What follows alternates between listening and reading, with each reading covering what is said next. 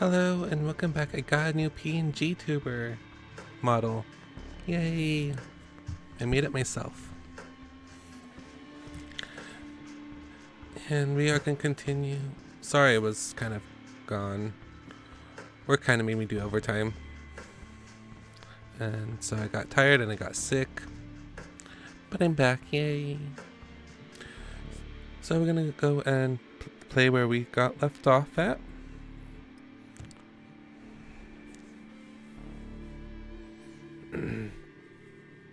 And this was choosing where we are going to meet our new friends. If I remember right, he was magic. Vampire magic, which was kind of interesting. Sophie mentioned a vampire clan of blood sorcerers sparked your attention. One of them, Agathon, could potentially be your introduction to the bizarre power of Tremere. Then searching for Hope. Sophie suggests you meet Hope, a recluse member of the Maccabean clan. She supposedly holed up in an internet cafe in Lower Manhattan. Gumshoe in the Dark. A recent string of violent killings have the Red Hooks district of Brooklyn on edge. Sophie mentioned that Cordelia Al-Azami has a secret associative investigation of murders, and Nosferatu Niatint by the name of Dialgo. If you help him out, he might be persuaded to form a lasting partnership, which sounds really interesting, like a detective person. And Jezebel's Chowder. Sophie mentioned a gargoyle Neot by the name of Temaki, who made herself a haven in Prospect Park. The Ferals aren't exactly a social bunch, even by kindred standards. But if you can keep her from clawing your eyes out long enough, she might be persuaded to join you. Seemed interesting. So, a wild detective, really good on instinct or magic. And I'm actually feeling like I'm gonna go to the Gumshoe in the Dark. A detective vampire seems really interesting to me right now. As you make your way down Clinton Street, the incense hum of traffic gives way to ominous silence of the waterfront. You stop to take in the familiar banquet of Hudson, made all the more potent by your recent sharpened senses. Across the basin, the Red Hook Gain terminal rears its rusty frame. Once a bustling industrial area, now a sleeping giant slayed out on the riverbank, forgotten, abandoned. Conveniently, so especially for one of the hidden. Keeping to the shadows, you sneak closer to the dilapidated complex, making your way past hole-ridden silos and wobbly chain-linked fences. By the time you reach the entrance to the main building, you can almost feel the rust particles making themselves cozy at the back of your throat. Not getting your hopes up, you give the door a slight nudge. To your surprise, it gives almost instantaneously. Looks like someone's been using it recently. Once inside, you find yourself in a large empty hall. Looking around, you can almost picture it back in its heyday, stacked to the rafters with heavy machinery. You notice a set of stairs leading to mezzanine, most likely an office space. And then you see it, a faint light coming from one of the upper rooms. Look like you're in luck. Quietly, with bated breath, you climb the steps and approach the dimly lit room.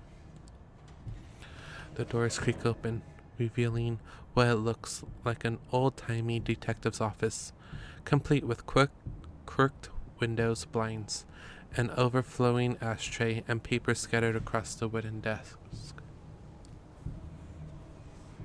Suddenly, it hits you, the nagging feeling. This is all too convenient, too inviting.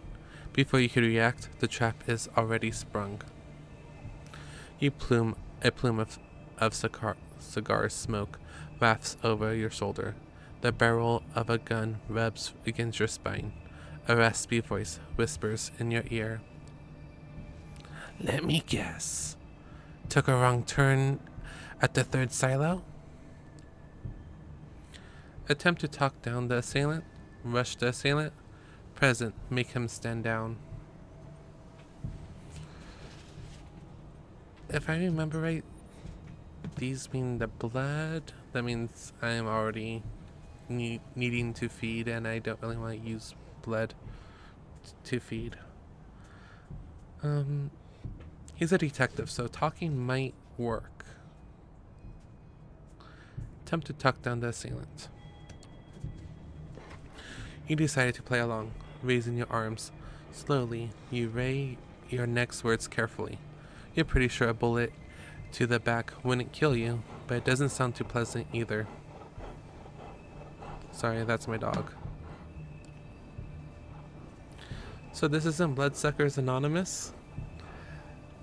Let's not do anything rash. How about we talk about this like civilized kindred?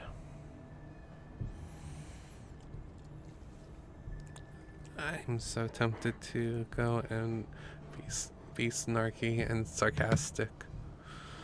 So this isn't Bloodsuckers Anonymous?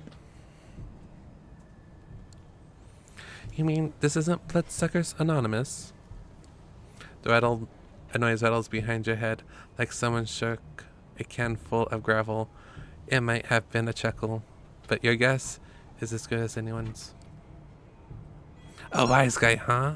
Lucky for you, I have a soft spot for wise guys. Sorry, my dog is playing with a toy. So I'll give you a chance to explain yourself. In a strange interplay of light and shadow, the stranger reappears behind his desk. Seeing him in full, it's a lack of better words, gory. You can't help but smirk. This is the dreaded Nosferatu?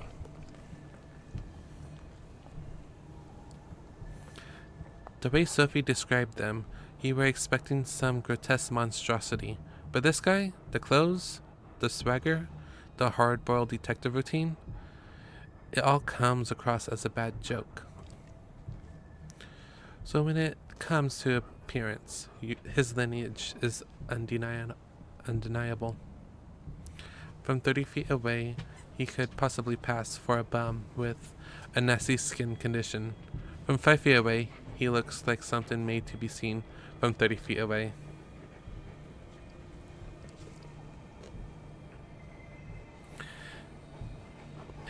He leans back in his chair, casually pointing his gun at you. So what brings you to my humble office? I'm looking for a Nosferatu. Are you D'Angelo? The Red Hook murders? I'm kind of going to D'Angelo. Seems like I know a lot more than I know. I don't really want to say the name of his clan, because it's like giving away that you're a vampire. And if I talk about the Red Hook murders, it seems like I'm already into his thing, so I might be a spy or something. So, are you D'Angelo? You are the one they call D'Angelo? That's my name, kid. Don't wear it out. My friends call me Jen, so you best stick to D'Angelo for the time being. Now, I suggest you tell me what's this about, otherwise I kindly ask you to get the F out of my office. I can see why Cordelius keeps you. I know who you work for.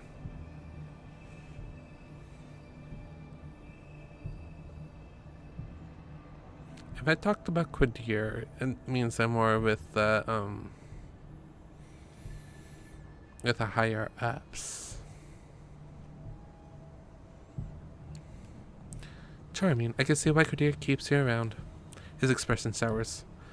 Not a name you want to casually toss around, kid. But hey, I get it. You're not some random schmuck who wanders here off the street. So let's get down to the nitty-gritty. Who I work for is less important. What I'm working on, however. I know, I'm here to help.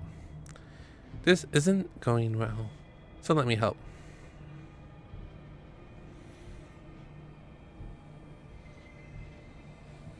I know. Feels more confident. The Red Hook murders. I know. I want to help you catch the killer. His moldy lips twist to a smile. Do you now? Dingle lowers his shades for a few seconds. He sits motionless with his eyes fixated on yours. Suddenly, he raises his gun, almost making you flinch. Almost. Then he twirls it into his shoulder's holster with a flashy display that definitely looks like it was practiced a lot in front of a mirror. You see the Nosferatu lips moves, but it's quite mumbling. Clearly isn't meant for your ears. Listening in, you're able to catch snippets of his monologue. Sure, they seem to care. What was their end game? What was their angle? Everyone got one, even if they pretend like they don't. Especially then. What the hell? Maybe this town finally got to me. He pauses, sticks his cigar back between his quirked teeth. Maybe a good leap of faith is just what the doctor ordered. Are you narrating? Offer him a light. Remain silent. He's pretending to be like a noir cop detective. I'll offer him a light. As he reaches into his pockets, you flash a lit lighter before his eyes. Or maybe you could use a healthy dose of unhealthy. For a split second, he gives you a puzzled look. Then he leans over to your lighter, puffs the cig as it catches fire. A weary smile comes to his lips. I like you, kid. You might look like a used car salesman, but there's something about you. Tell you what, I was just about to head back to the crime scene, take a look around, refresh my notes. You could tag along if you want. I could use assistant, someone to take notes and make wild assumptions for me to shoot down. Who knows? If you're any good, I might consider making this a long-term arrangement. Sounds good. You won't regret this. What are we waiting for? What are you doing? One moment.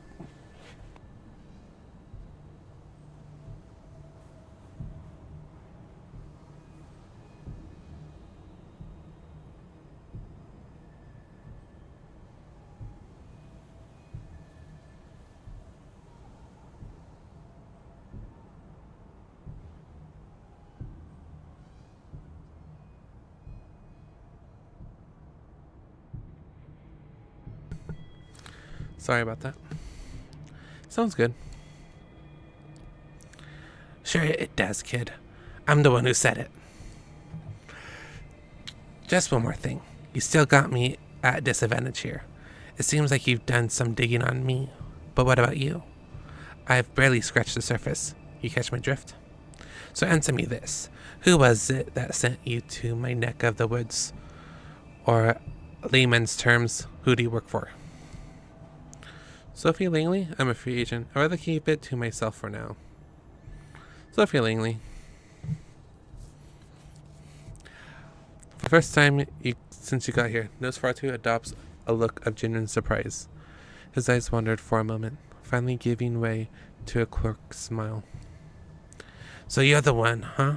The fledgling, the Tournay name spared. Yeah, that would make sense. Don't think she appreciated you throwing her name around. Thanks for being upfront, kid. One blink is enough for you to miss Angelo's vanishing from his chair. Just then you're about to look around, he reappears right next to you.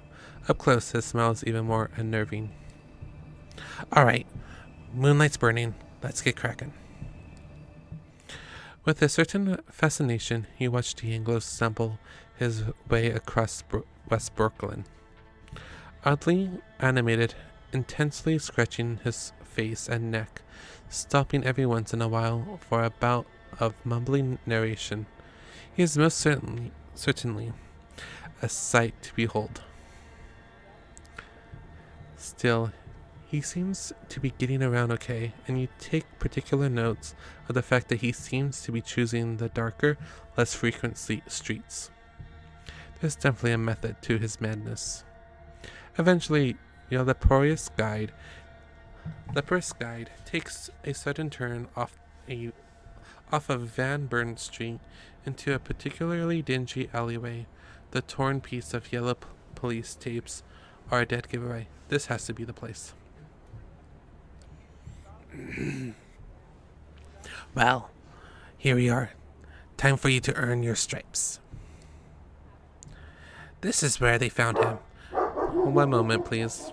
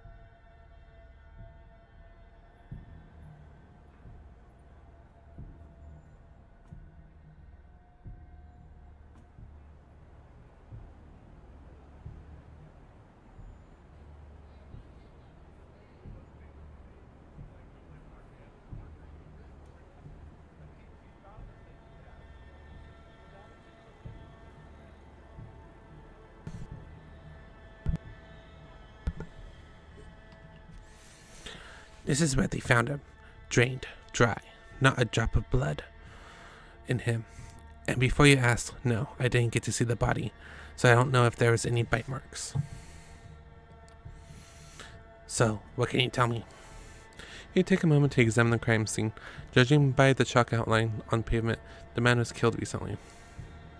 Curiously, there doesn't seem to appear a trace of blood or viscera, and you know the city's cleanup crew isn't that fast, or that thorough.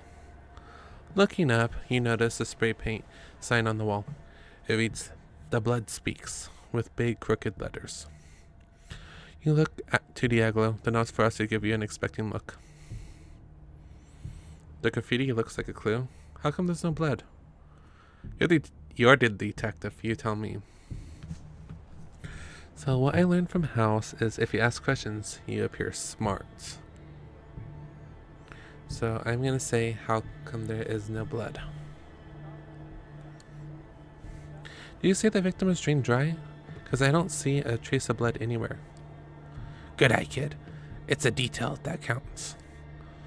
And given that the murder was committed right here and the victim doesn't make a sound, we could therefore conclude that the killer was kindred. The killer used a sedative. I'm assuming it's a vampire. The killer is kindred. Bingo! Only a kindred would drain a human this quickly, this quietly, but not just any kindred. Take a look at the graffiti. What do you think it means? This seemed desperate. It's meant to throw us off.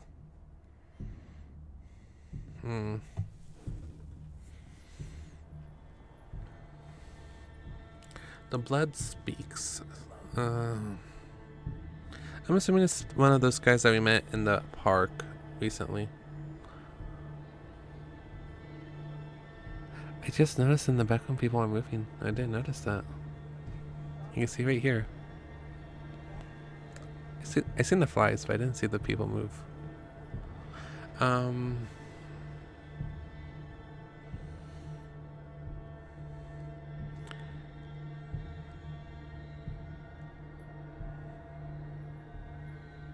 It seems desperate. It seems desperate. My thoughts exactly. As if someone wanted to get a message across, but was too scared to sneak around and write the whole darn book. So we got the abridged version. Tell me, if you were to guess, what clan would you say our killer belongs to? Thinbloods, Mechadives, Tamir. This is the blood speak, so I'm gonna say Thinbloods. But I don't know any of them.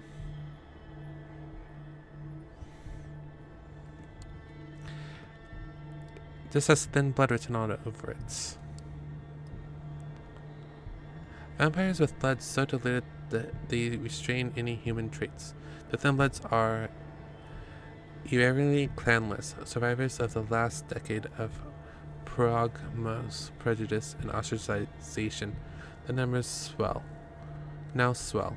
The messy street alchemy and an ability to pass as human makes them uniquely suited to thrive outside kindred society, and makes their own fate in the postmodern nights. The thin blood can be of any mortal origin and not affected by their parents' clan's curse, nor their perspectives in the same degree as their sire. In 2009, the Inner Circle of Chimera issued the edict that all thin blood must be branded or tattooed with the mark of the crescent moon, inked by the Tamir tattoo artist, or scorched with a beam of sunlight. The brand is irreversible. Many Christians still view the thin bloods as a threat to the masquerade, weaklings, runoff, abortions, and will destroy them if given a chance. Those who don't despise thin bloods tend to call them the young ones, chameleons, or duskborn. That's interesting.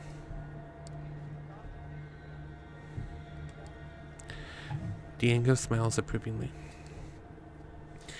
In bright neon letters, a fully fledged kindred would use his powers to lure the victim somewhere out of sight. And they certainly wouldn't stick around for this badly drawn art project. He pauses, spits out the mingled remains of a cigar. Looks like we're going to have to pay Larson a visit. Who? Why him? You don't sound happy. Or we're gonna meet him. I don't know. I don't really care why him. So you don't sound happy. You don't sound too happy about it. It's complicated. Larson's got a neat setup for a thin blood anyway. Lives with his family, a mortal family, mind you. Even though he's Prigmon, he managed to shield them from kindred politics. And that takes some doing. Not sure if he knows who the killer is, but he could probably make an educated guess.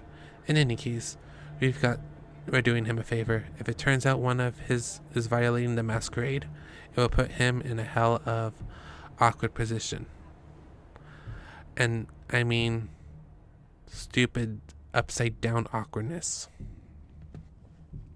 It's a kind of weakness the other Pigman would love to exploit. His position in the council is bad as it is.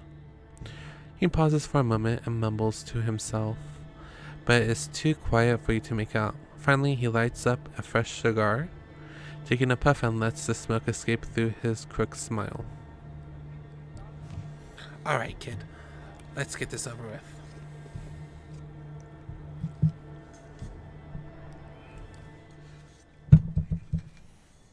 Compared to the industrial ugliness of Red Hook, Sterling Place is quiet, a change of scenery.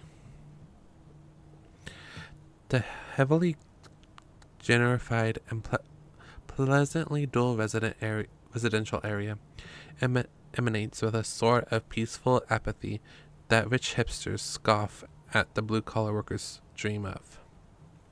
All of a sudden, the Nosferatu stops. It almost seems like he was taking a deep breath, steeling himself for things to come. This is the place. With that, he points to a surprisingly nice-looking two-story house.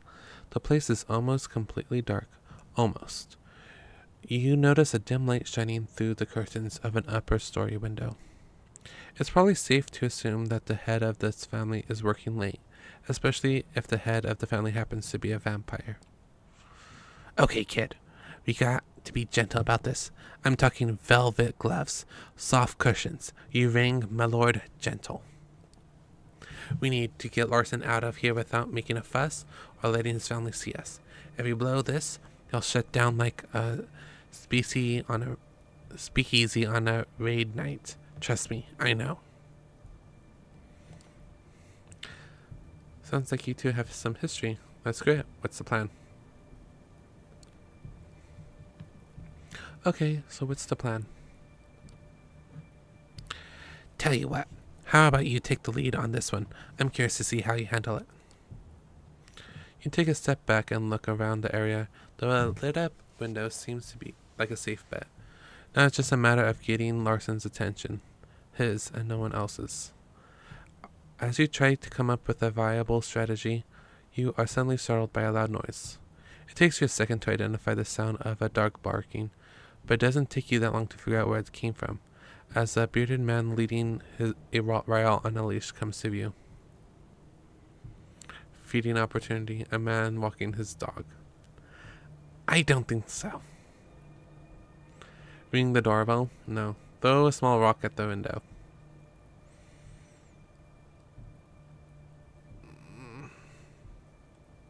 So I don't think ringing the doorbell will be good, because it's going to wake everyone up. Throw a small rock at the window would probably get his side thing, and I don't want to take a feeding opportunity, because it's kind of weird.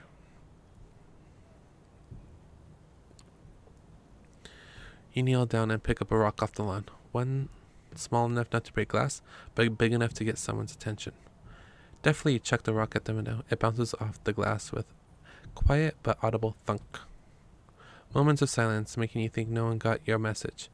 Just as you start to look for another rock, you hear a window slide open. A very unassuming and slightly unshaven man in a turtleneck appears at the window. As soon as he notices you, his expression sours, like he just smelled something rotten. He addresses your Nosferatu partner in what could only be described as a loud, very angry whisper. He looks familiar. Robert Larson. Get the fudge off my lawn, Diego. You know goddamn better than to show your ugly mug around here. Sorry, that's the other one. Get the F off my lawn, Diego. You know goddamn better than to show your ugly mug around here. You glance over at Diego. He looks somewhat embarrassed, scratching his back of his neck, clearly trying to find the right angle to play this. Don't interfere. Get down here or we get loud. This is important. Don't interfere. From my understanding, Nosferatus are not really graceful, so I feel like I should interfere. And since my character is a business person, might be good to talk. I don't think a threat will work, and I feel like I should interfere, because he put us up here for a reason. We wouldn't have bothered you if this wasn't important. Excuse me. Who the F are you anyway? Oscar it. Stay where you are. You wait out in the lawn, listening to Larson quietly making his way downstairs. Before long, he appears on the porch, locking the front door behind him. He motions to you to follow him off to the side of the house, where he turns to you. What do you want? It's about the Red Hook murders. You think one of yours is responsible. A Duskborn got enough trouble just staying alive out here. What could possibly make them openly violate the masquerade? Desperation. The killer's been leaving messages. Whoever they are, I think they know something. Something they can't share with just anyone. I know it seems far-fetched, but this is the only way the puzzles fit together. Nah, I don't buy it. You're reaching. Trying to find a scapegoat. Get your boss's good graces. Word gets around, Diego. You think I don't know who you're working for? Then help us clear your name. Figures you cover one of your own. What if we stop asking politely?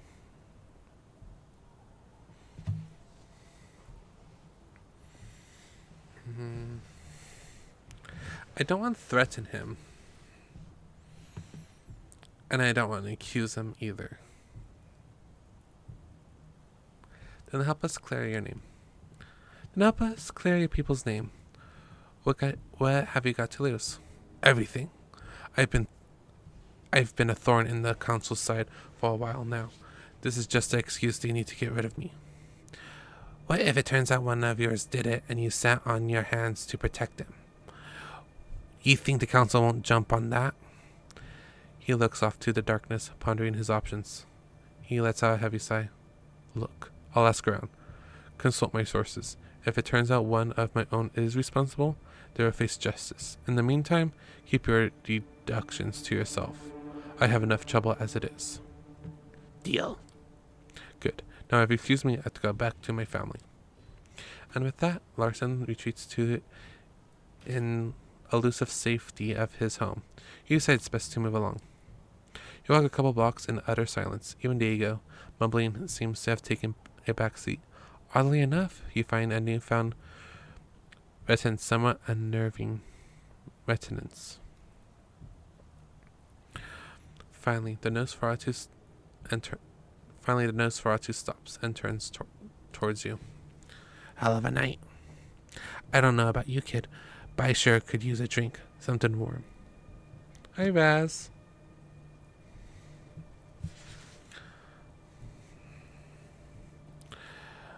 I could use a drink. Something warm. A tall, sweaty glass. I got a new PNG tuber. I made it myself. But first, let me tally your score. Let's see now. Did you make a good first impression? Like someone who can talk themselves out of a tight spot? Taking cheap bullets? Not so much. You held your own at the crime scene. Nothing I hadn't figured out on my own, but hey, we can't all be professionals. Finally, when the situation called for subtlety, you managed to avoid unwanted attention. Desertion is what separates private detective to any old detective. Yeah, but it was more of a sleepy dragon. That one. And I could talk with the mouth moving. Oops.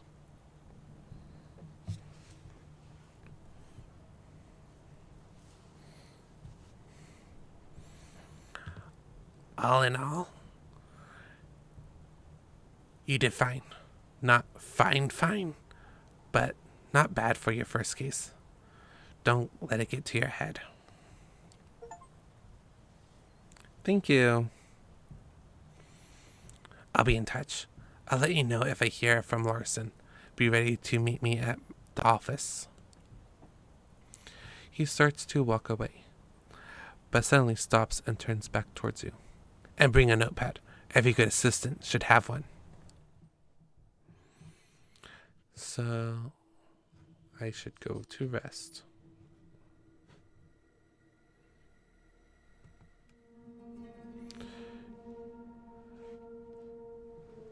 You notice something strange by the front door of your haven. A letter been slipped under the door in a cream-colored old-fashioned envelope. There's no name on it, but you know it's meant for you. Opening the letter, it's clear that it's been sent by someone incredibly old-fashioned, rich, or fans of classic stationery. No normal person would send letters like this. The note is short and terse, written in elegant, delicate handwriting. You're cordially invited to the rendezvous of the Cathedral of St. John the Divine.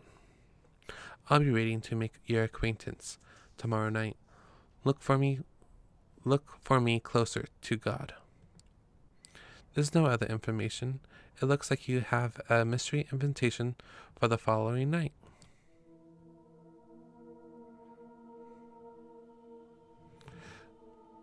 Okay, so we got Faith and Myth, Part 1. You received an invitation to meet mysterious someone at the Cathedral of St. John the Divine. That seems interesting. But let's go back to the detective. It's been a while since you heard from Diego. Maybe he's busy sticking his nose where it doesn't belong. Or maybe he's upset the wrong people and is now rotting in a ditch somewhere. Either way, it's good time as any to check up on him.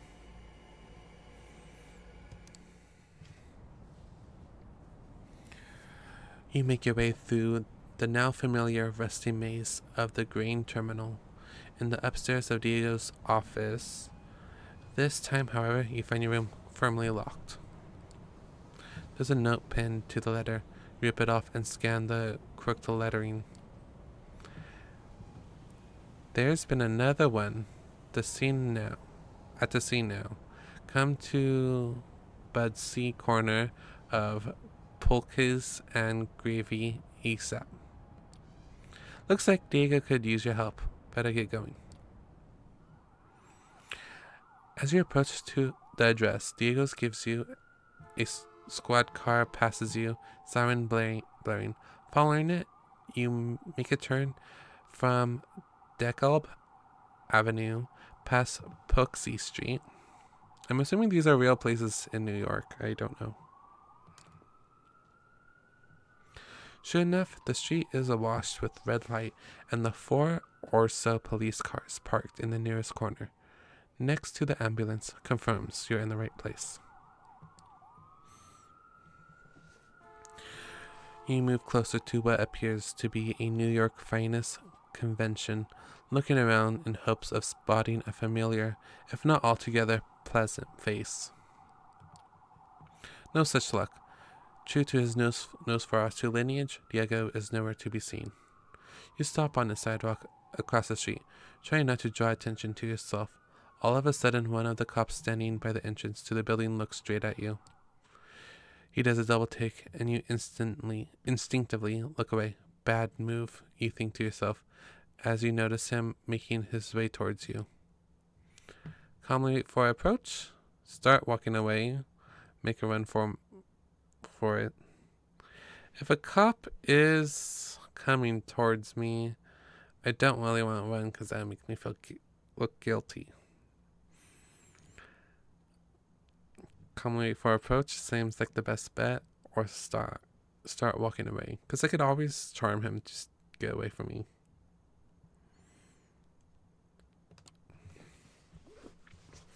Not allowing panic to set in, you stand your ground, doing your best ordinary citizen impression. The cop waddles around the street towards you, his scene of authority putting that extra spring in his step. You try to remain calm, even as he puts his hand on his holster. You can't help but mouth the word. This is about to get messy. Suddenly he stops, as if instinctively realizing that he was just inches away from a grisly demise. He waves at you dismissively and yells in a thick Brooklyn accent. Hey, this is an active crime scene. Be on your way. Relieved he's about not to show it, you put on your grumpy New Yorker face and start walking away. As you make your way past the dark alleyway, someone grabs you by the arm and pulls you into the shadows. If the smell of cigars and cheap cologne doesn't give him away, the gravelly voice sure does. Nice save. I mean, dumb to show your face around here in the first place. But still. Come on, I parked around the corner. Before you know it, you're sitting in the passenger seat of a busted old sedan, parked half a block away, giving you a nice view of the police gathering. Feeding opportunity, we could take them. We're not hungry, and I don't know if my character would like their blood. Let me talk to them. I'll get us in. Do your shadowy, sulky thing.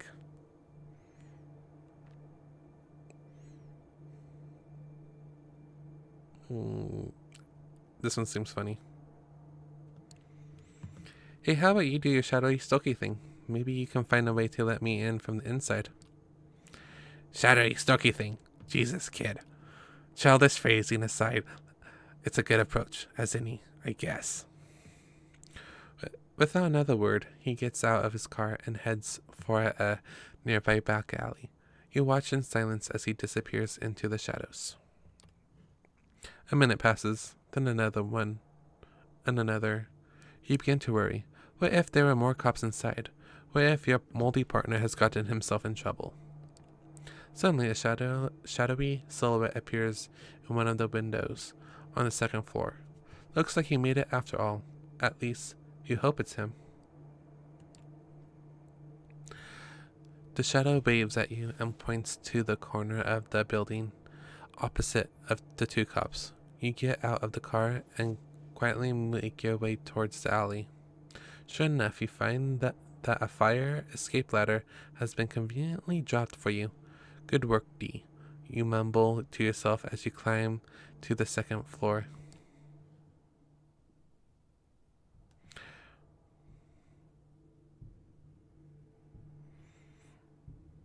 I'm not sure how I feel about this place.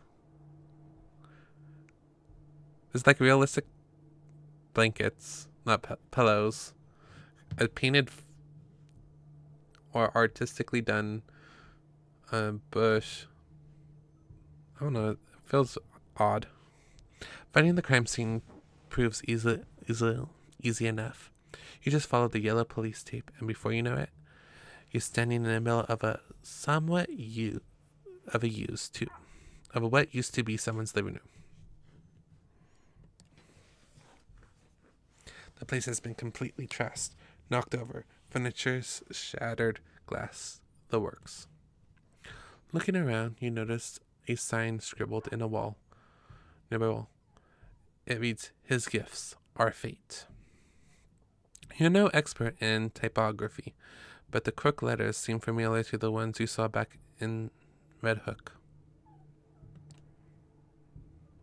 Sure enough, there's very little in terms of blood, saving for the occasional stain that's bound to end up on the carpet once you toss someone through the glass coffee table. Diego leans against the doorway. He seems lost in his thoughts, sucking on his cigar compulsively and mumbling to himself. You lean over a bit, trying not to make it obvious that you're listening in. You manage to catch the last few lines of his monologue. The night's been kind to them so far, but the question keeps piling on, and now they found themselves amidst the wreckage of another life. It was up to them to shift through the debris and coming up with a neat little pile of answers. Suddenly, he tenses up, as if sensing eyes upon him. Feel free to chip in if anything catches your eye. Another piece of graffiti. No blood, same as before. This place is a mess.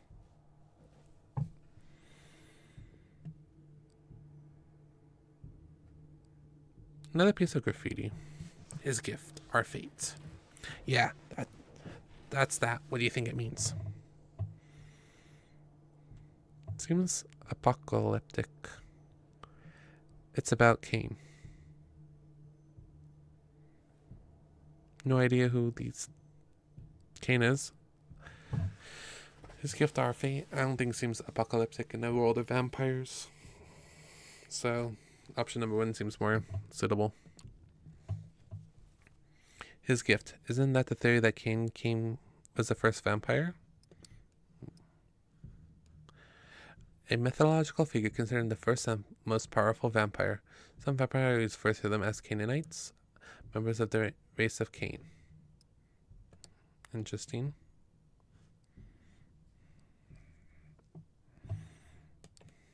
Oh, it's more than a theory. To some, it's deeply held belief. And yeah, you're right. It's about the gift of Cain. As in vampirism, our fate. Clearly, someone wasn't too happy to receive it. God damn it. I hate where this is going. Which is... Why? It looks like you were right. Why? The Thin Blood's angle seemed to check out. It looks like you were right.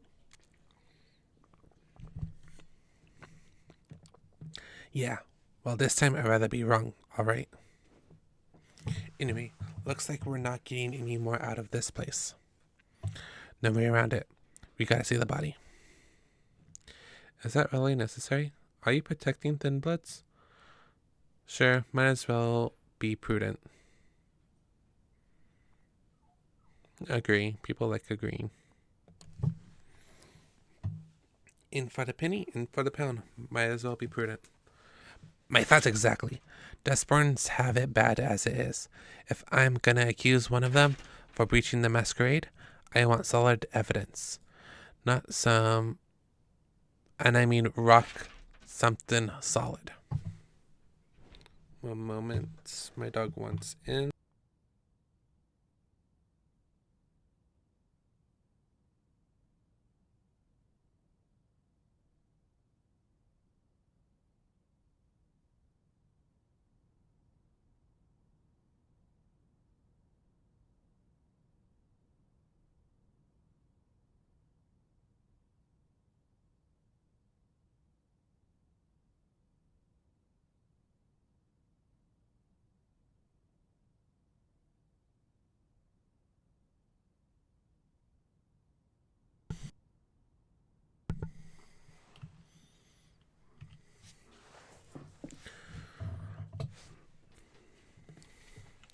Lucky for us, I might know someone who could get us an audience with our dearly departed. To your surprise, he pulls out a cell phone and busts an old clamshell. A busted old clamshell. He flips it open and spends a good minute browsing through the contacts. Muttering to himself, finally he makes a call.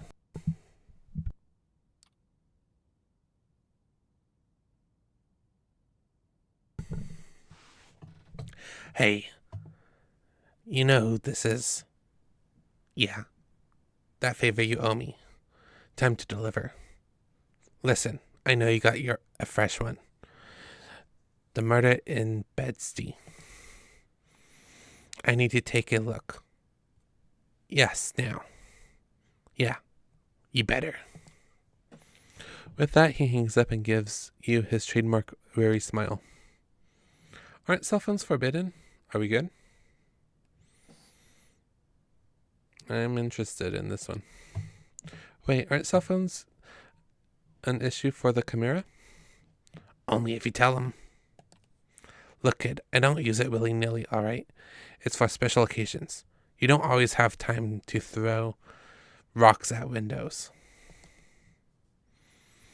Can you live with that? Or should I worry about being sent to the principal's office? I'm not going to rat on you. No promises. Relax, D. I'm not going to rat on you. He shoots you a smile. For some reason, he seems less crooked than usual. Good to know, kid. Anyway. Hiya, Jackson. Anyway, looks like my guy is gonna come through. I got a PNG tuber.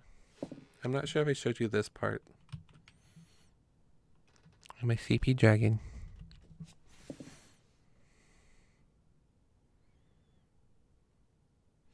I'm doing well. I'm assuming you're with your.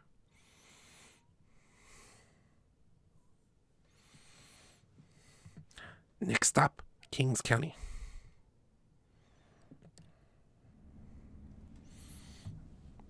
Kings County, the bleeding heart of Brooklyn.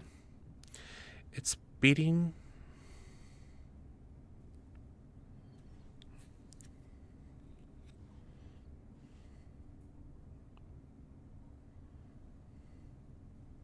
Oh, thank you.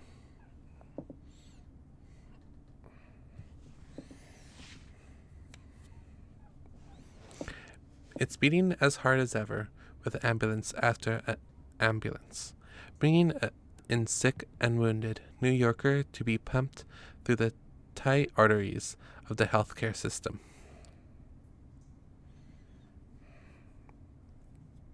It's a dangerous place for a kindred to show their face. Incentively crowded and full of people who specialize in noticing all sorts of physical afflictions. Especially the sort that make up the very essence of a vampire's existence. For instance, death.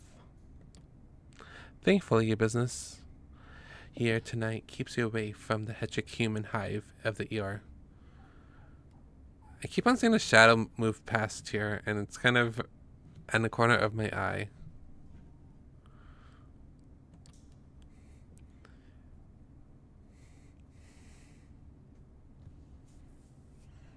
No, fine. Enjoy your lurk. Instead, you follow Diego's to a relatively quiet part of the underground parking lot that closest to your current position of interest, the Kings County Morgue. Having found yourself a convenient and suitably unlit spot near the hospital wall, you wait patiently for Diego's contact to appear. Every now and then, you glance over the undead gumshoe, as if to make sure his moldy mug isn't showing any signs of worry. Isn't? It isn't, or at least he's very good at hiding it. Finally, after 30 minutes or so, a lone figure emerges from the side entrance. As a human-shaped shadow walks by, you're quick to recognize him as the EMT you saw back at the murder site. Clearly nervous, 20-something-year-old redhead can't seem to help but look back and make sure no one is following him. Finally, he stops and lights up a cigarette. Without even looking in your direction, he takes a puff and exclaims, seemingly to no one in particular, "Room 2112. You got 20 minutes. Diego speaks without looking at you. "That's our cue." You follow the fanged detective through the same door the EMT walked out of. Luckily, his wing of the hospital seems unusually empty.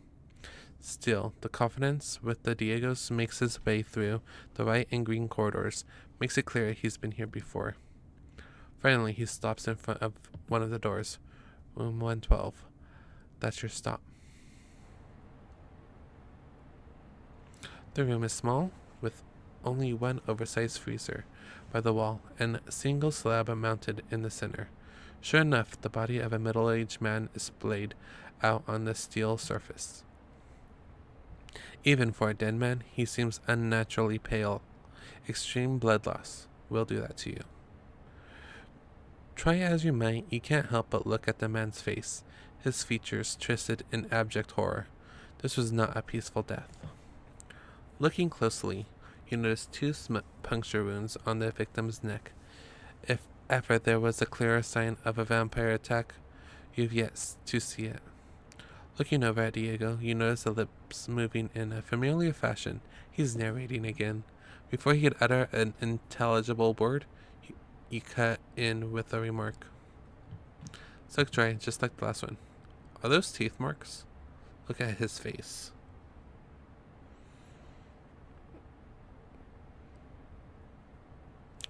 I'm gonna do, are those teeth marks? Those marks on the neck. Is that what I think it is? Yep. Good eye. Kid. It's official. Arkela is a kindred. Looking at his face, though, sheer terror. He was fully aware of the way through. Killing aside, no kindreds worth their salt would allow that to happen. Unless they didn't even know better. This confirms it. We're looking for thin blood. Darn. As if on cue, the door swings open. A tired-looking man with a stethoscope with his neck walks in. His eyes fixated on his clipboard. Doesn't appear to notice you yet. Feeding opportunity. Get him. Lie your way out of it. Hide behind the freezer.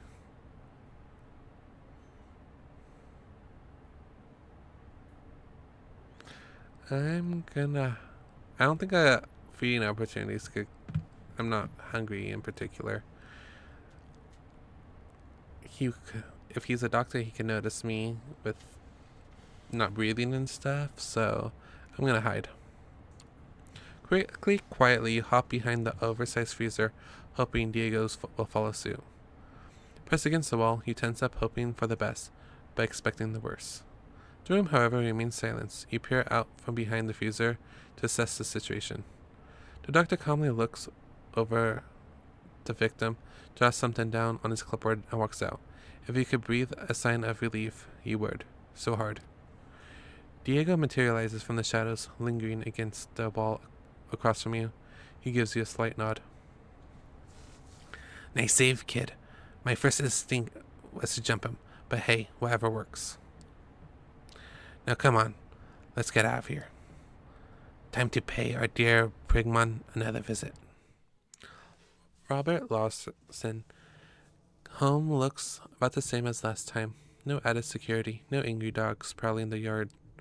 It appears that the thin-blood Progman would rather risk another visit from his old pal Diego than to arouse suspicion of his family and neighbors.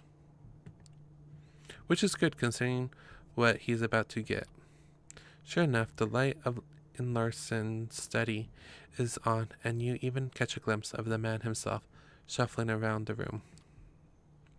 You look over to Diego, wondering how you're going to get Larson's attention this time. Without a single word, Diego walks over to a nearby street lamp and leans against it, making sure he's visible to any and all who happen to look. Looks like it's time for subtly is over. It only takes a couple minutes for Larson to take notice. You see him lean against the window and storm out of the room in mere seconds. He's out in front in Diego's face. Listen to me, you moldy, naughty word. I have just had about enough of your stuff. Want to pester me? Fine, but leave my family out of it. For a moment, Diego just stands there motionless, allowing Larson to see his frustrations out. Suddenly, he grabs the thin blood by the collar, lifts him off the ground, and smashes his back against the lamppost. Are you finished? All right. Now you listen to me and listen good. You think I'm enjoying this? You think I like being jerked around? You think I got nothing better to do than hang around this little puppet theater you made for yourself?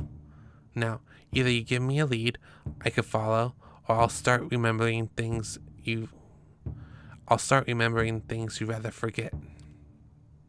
For the first time since you met him, Larson looks speechless, his eyes wide with fear. He can only mutter under his breath. You wouldn't dare. Try me. Cue awkwardness, silence. You stand there, shifting your eyes from one vampire to another, because it's time to either press the advantage or play good cop.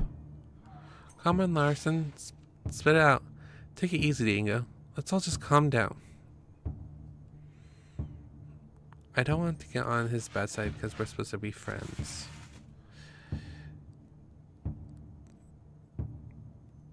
Let's all calm down.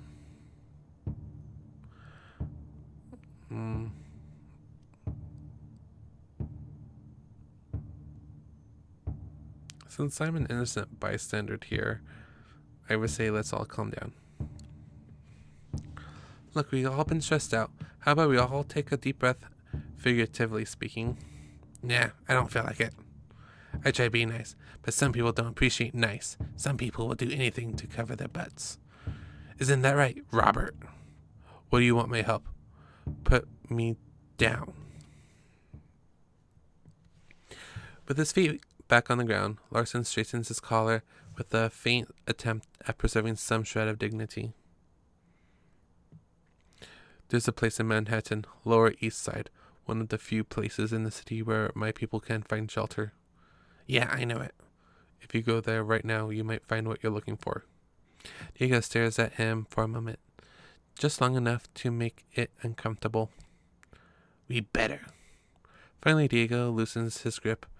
You both watch Larson limp back to his house, looking back over his shoulder, like he's gonna tell the teacher on you. You look back to your partner, meaning to ask what's the whole things you rather forget deal was, as if sensing your curiosity. Diego cuts in with a primitive mutter. Come on, we got what we came for. As you reach the address Larson gives you, you find yourself standing in front of what looks like an old garage. On the outside, the place looks as uninteresting as it gets. You think it's abandoned, if not for the few barely working lights illuminating its sharp facade. Once you're inside, however, If there ever was a place worthy of being called a wretched hive, a scum of villainy, this is probably it. The room is lit with drunks and crackheads, a human and thin bloods alike, their minds lost in the cruel little worlds, the bodies splayed out across the floor. I love the subtle tee up that moves like the person walking in the clouds and the lights flickering.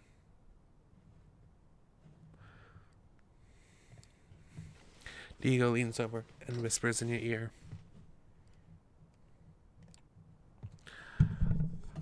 I'll cover the back door. You stay near the front.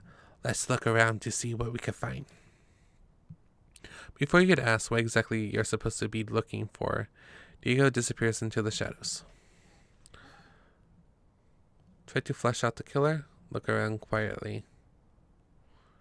Doing your best to blend in with the crowd, which is fairly difficult considering your uptight position, you slowly make your way across the large room. Not really knowing what you're looking for, you focus on the details. A little knowing smirk, a hateful stare, anything that looks even like the slightest bit suspicious. After a dozen or so empty stares, you're almost ready to give up when suddenly something catches your eye. A young, skinny woman hunched in the corner of the room. She gives you a bewildered look, a 1,000-yard stare that tells you beyond the shadow of a doubt it's her. As you walk towards her, Diego emerges from the shadows right next to you. Nice catch. He kneels down beside her. You could tell he's trying to sound as comforting as possible, but with his gravelly timbre, it's not really working out. Hey, it's okay. We're not here to hurt you. We just want to talk. No, don't talk. Too loud. Too loud.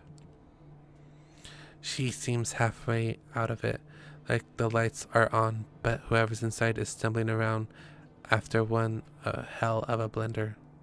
Alright, you like quiet? Got it. Can you tell me your name? Santa. That's what they call me. Suddenly you hear the door swing open behind you, even though the night is fairly warm. A cold chill runs down your spine. You look towards the entrance. There's a woman standing there, and something about her screams kindred. Even though she seems comically overdressed for the situation, somehow you don't feel like cracking a smile. Whoever she is, you can tell she means business. She starts making her way to the back of the room, not making any effort to sidestep any of the junkies and drunks. They all know well enough not to get in her way. Acting out bravely or sheer stupidity, you walk up to her. She looks at you as if something she just scraped off her shoe. You smile nervously, without even knowing it. Hello there, and who might you be? Hey, what's a girl like you doing in a place like this? Hold it, what's your business here?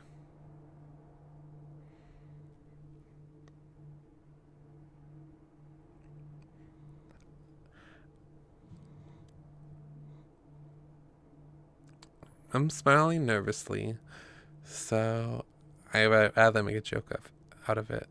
Hopefully it's a joke. As soon as you open your mouth, her hand shoots out, grabbing you by the throat. The woman looks at you, tilting her head as if examining a curious species of insect. Suddenly her eyes shift and notice something behind you. Her face turns from disgust, curiosity to sheer annoyance. You. Hey Val. What? That's my assistant you got there. Do you mind? She rolls her eyes. You feel the grip of your neck loosen, and you awkwardly fall to your feet. She makes her way towards Diego, pushing you aside like a rag doll. Where is she? You're going to have to be a bit more specific, darling. Don't play coy, Jeannie. The manslayer, you know she's here. A blood hunt has begun. By order of the prince herself, the girl is to meet her final death. Hold your horses, honey. I'm conducting an investigation under the auspices of the sheriff. That counts for something, too. Look, sweetie, I'm not for some measuring contest. You want this to get ugly? Be my guest. Otherwise, I suggest you step aside and let me do my job. So it looks like a bit of Sophie. By all means. He steps aside in comically exaggerated fashion. You look at the corner where you last saw Sana, but find no trace of the girl. Well, I could have sworn she was just here. Valerie looks at Diego. She softly smiles, but you could tell she's trying very hard not to rip his head off. You'll regret this. Story of my life. Without another word, she turns her heel and storms out. Diego waves his hand in your general direction. Come on, kid. Let's get out of this place. As you emerge from the said place, you feel cool night breeze caress your face. It's soothing and almost makes you forget how bad the last few hours have been. Almost. Okay, kid. I know you got questions, but it's getting really early and I don't feel like having a Q&A session right now. For now, you get one question. Make it count. Who the hell is this Valerie? Do you know where the girl went? What do we do now?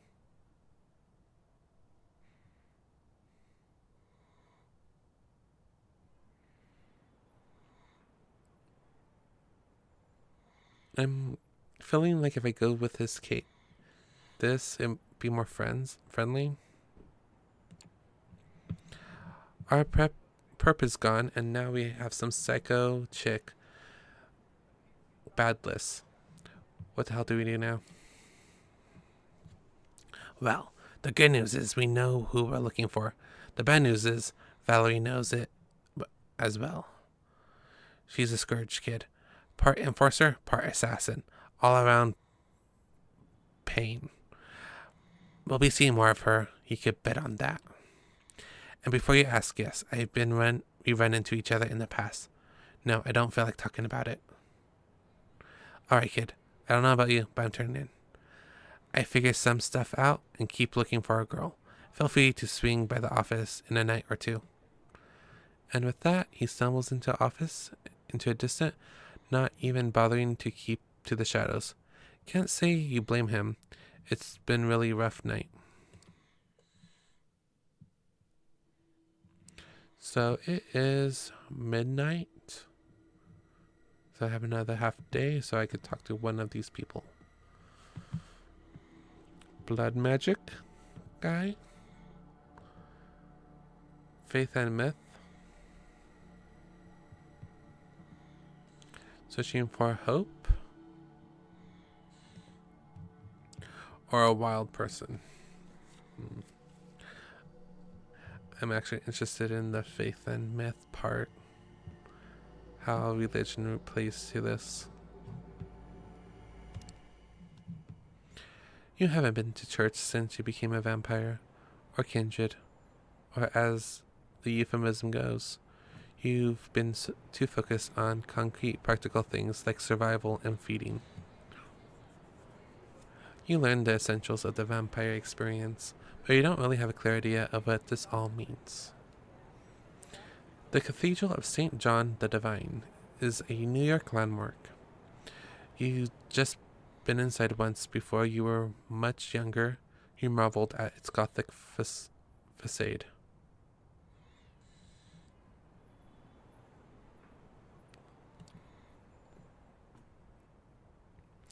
Looking at it now from across the street, it feels ominous. The prospect of anonymous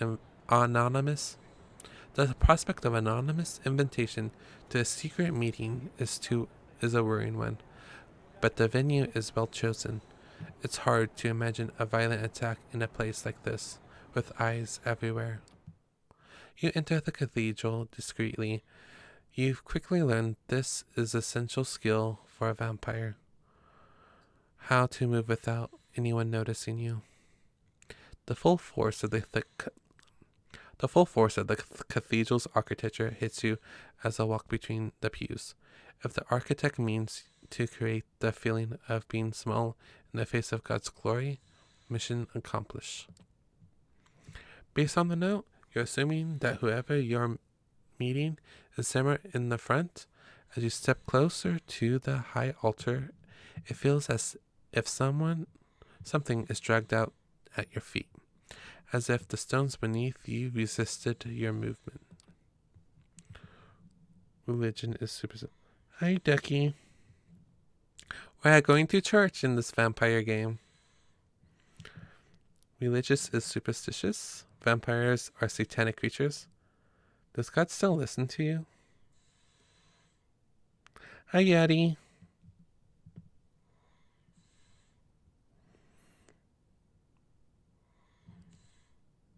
So, religion is superstitious. Vampires are satanic creatures.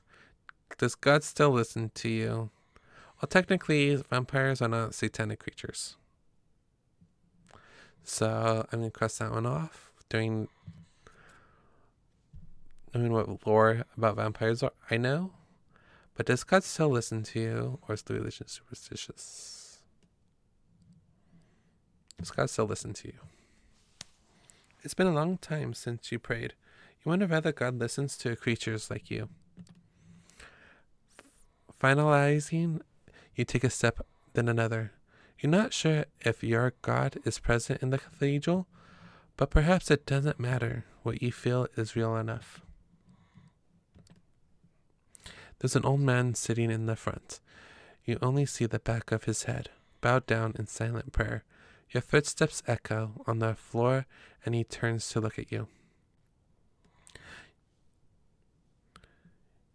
You can't take your eyes off him. He's tall, dignified, white hair, balding, and a few strands escaping to his sides. He's wearing glasses and simple clerical clothing. His eyes are warm and pale, too kind for someone like you. Something is wrong. You feel heavy, as if a giant hand was pressing on you. The skin of your face is burning. Perhaps unconsciously, you expected something like this. As a vampire walking into a cathedral, it's not the building or God making you feel like you're being burned alive. It's the man, the priest. Welcome, my child. The priest's tone is kind, but the rising panic inside is telling you that kindness is not for the likes of you. Fortitude, you could tough it out. Run, confront the priest. On fortitude.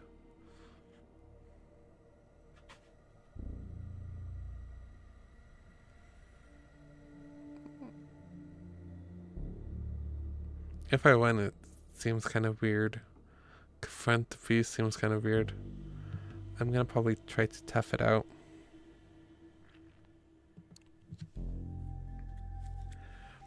Whatever it is, you can tough it out with your vampiric abilities. As you step closer to the priest, panic rises inside you. The emotions are hard to control: fear, anger, pain, all trying to wrestle you in different directions away. The resilience of your vampiric body is the only thing affording you a moment's respite, yet you know it can't take much of this. Can I help you? Are you okay? The priest talks to you like he would a lost vagrant who has chosen to enter the house of God. How are you doing this? Please, it hurts. I'm sorry, Father. I'm so sorry.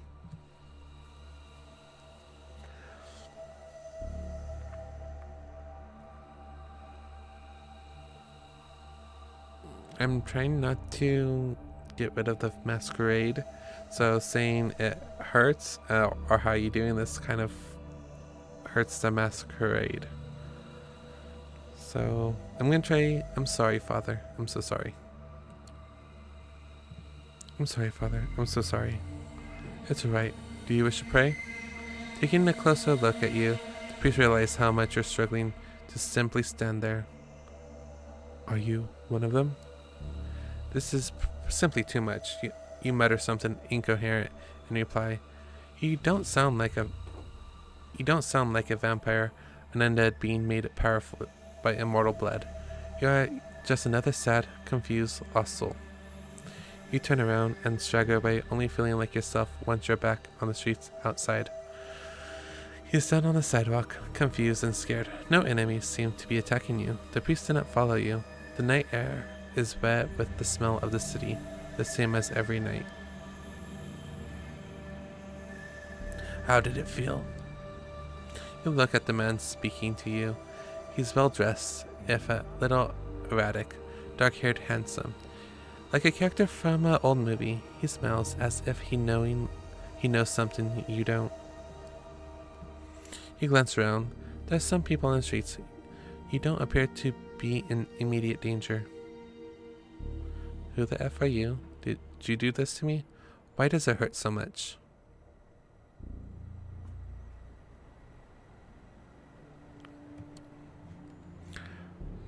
Why does it hurt so much? That's the question I wanted to ask you about. Let me introduce myself. My name is Barnett Siegel. We share many things in common, even if you don't know me. Barnett offers his hand to you. You shake his hand? You refuse. Glare at him. He kind of set us up, so I'm going to glare at him. Barnett brows rise in surprise as he returns his hand to his side. Would you mind sitting with me for a moment? I forgot his voice. Barnett points to a park bench nearby. In darkness, because of a broken streetlight, Rory, you decide to follow him. Only an enemy, total unconcerned with the masquerade, would attack you here. Barnett sits down and you follow suit. For a moment, you both contemplate the cathedral in silence. How does it feel? What you just felt. I have experienced it myself, many times. For a moment, you consider how to respond. It's clear Bennett sent the invitation to come here and orchestrated this little setup. Why did you invite me? Did you try to get me killed? I feel like punching you.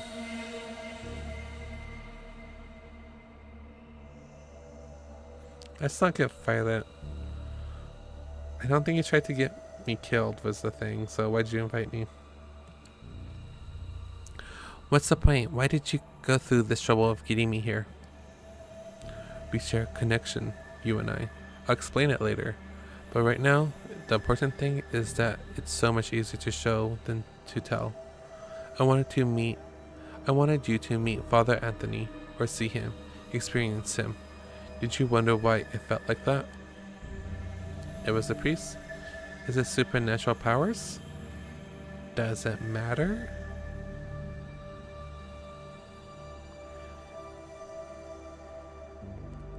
It was the priest. At first I thought it was because I was in church, but then I realized it came from him, the priest. I think you're right. It does come from him.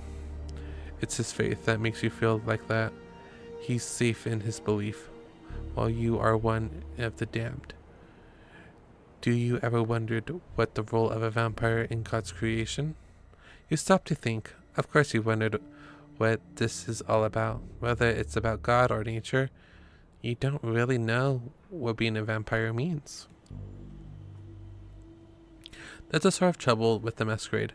A human faced with a human problem can go online and find something that helps. You can't. The masquerade means everything there is to know about your condition is secret, hidden away. You left relying on unreliable options of people like Bennett. Suddenly, Bennett takes your hand and presses it against his chest as he stares into your eyes. You feel his heart stop. My heart no longer beats. Yet I move. I talk. Is this how God intended us to be? There's a natural explanation. No, it can't be. Let me go. Let go of my hand, you meanie face. Bennett lets go of your hand, and you quickly withdraw it. You're asking yourself the same questions. You know who you are. You know you are. Sometimes I'm skeptical too. But in Father Anthony's presence, I know faith is real. I know it's because it hurts so much. But perhaps you have questions about faith and our kind. Yes, Barari? How do you know any of these stories are true? Perhaps we are divine, not damned.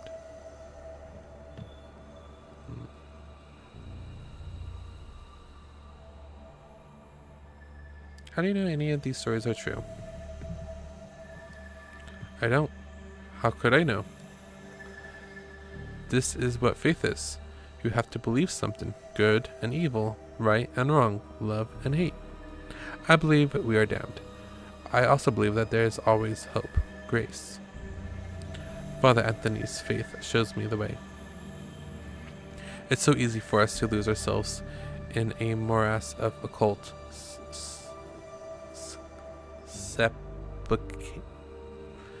supplication of some kind, revered Kathleen, others Lilith.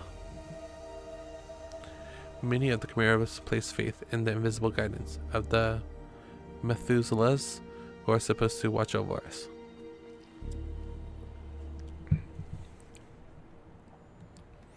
Yet, I wonder how much that really matters when compared to the character of a good man. Have fun with your lark. Did I come here to talk about religion? There's a lot to take in. These are just crazy vampire stories. Did I just come here to talk about religion? Do you have anything else? Or did I come here just to talk about religion? I know it's overwhelming. It was for me when I first met Father Anthony. I know there are others like him, whose faith shines like beacons. Priests, old ladies, children. Anyone can have that conviction inside them. I have to go. There's just too much. I have to pray for guidance.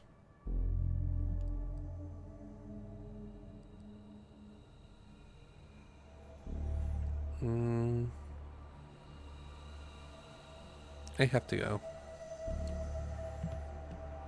I can't concentrate when I know the priest is still inside. Bennett nods patiently. Let's meet again in a few nights, here at the cathedral. We could talk more after you've thought it through.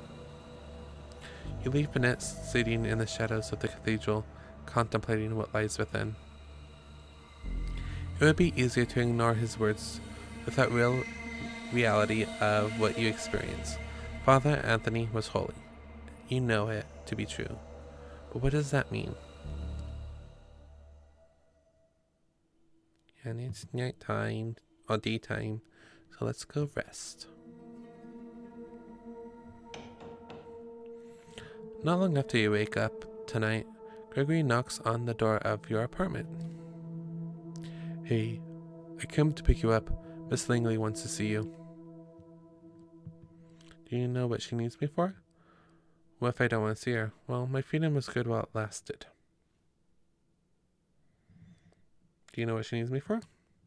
Any idea what she needs me for? Not in a position to ask. He smiles politely. The car is waiting, shall we?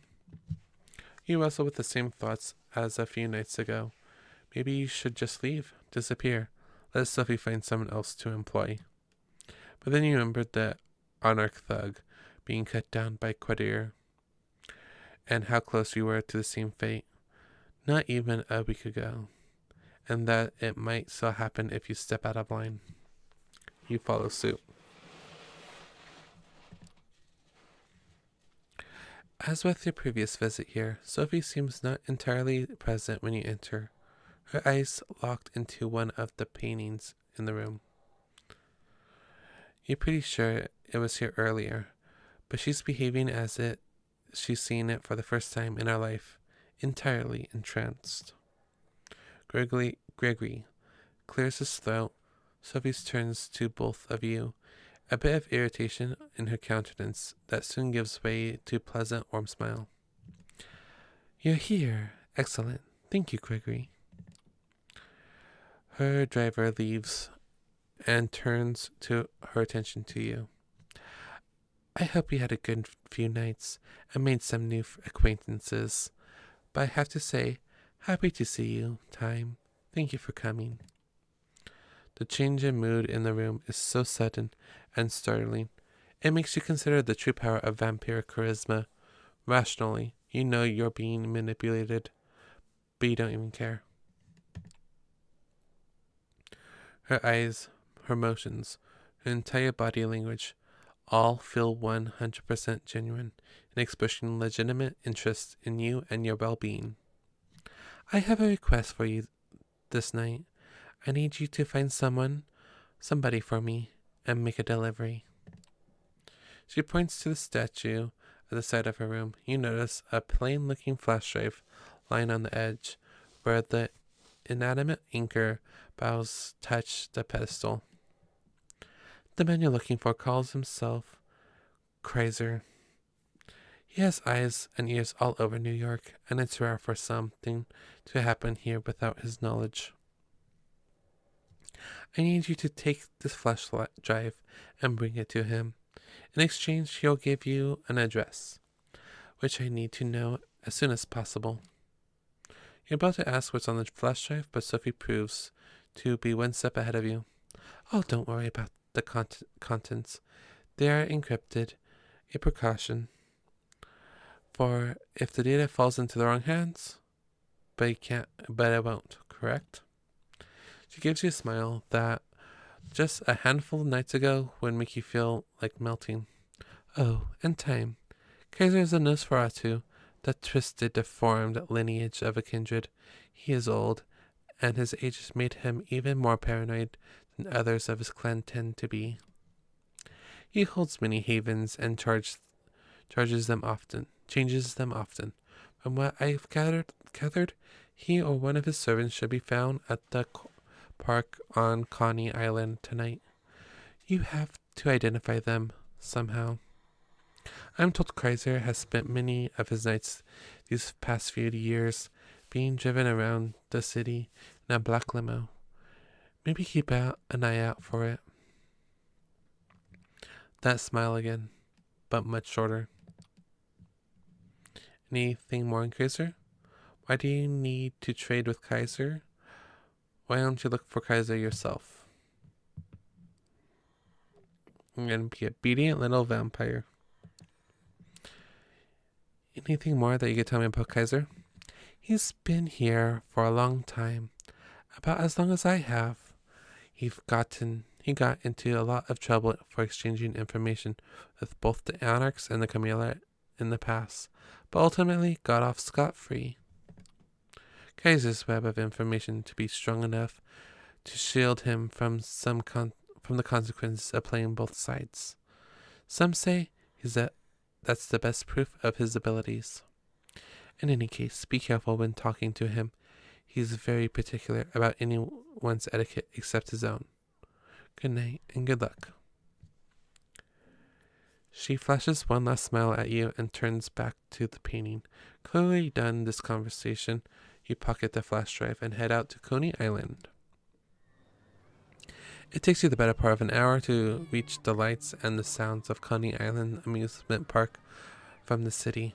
The drive is almost pleasant this time of night. Thank God for Belt Parkway. There are plenty of people here tonight, but nobody who stands out as a traveling preserver of secrets. Then again, if they did stand out, that would be kind of pointless, right? Nothing to do but figure out the right approach. Ask around for Kaiser. Search for signs of Kaiser. I wouldn't ask around with the vampires, so I'll search for signs of Kaiser. There are plenty of nooks and crannies to investigate around here, but if Kaiser's frequents this area, there has to be some kind of clue to grab into, right?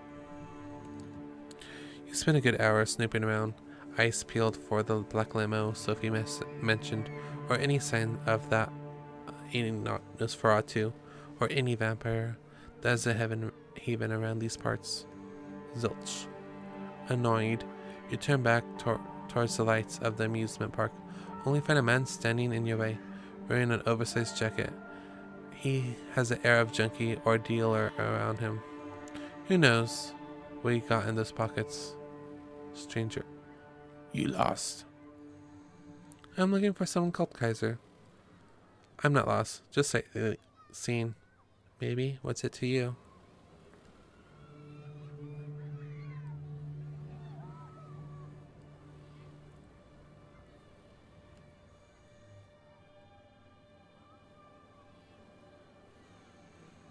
Maybe what's it to you seems like a good approach. Because I don't really want to just call out Kaiser like, hey, vampire, have you seen a vampire? I'm not lost, just sightseeing. Kind of dismissive. This one gives us into the conversation. Maybe I am, maybe I'm not. What's it to you? What kind of answer is that? You spooked? A fed? He looks at you intently, like he's trying to guess your real purpose here.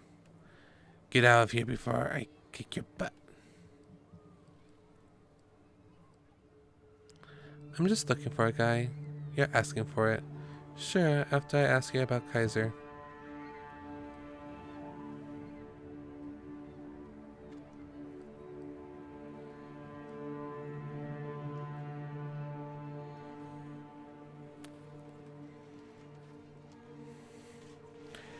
He has skin complexions like a Nosferatu.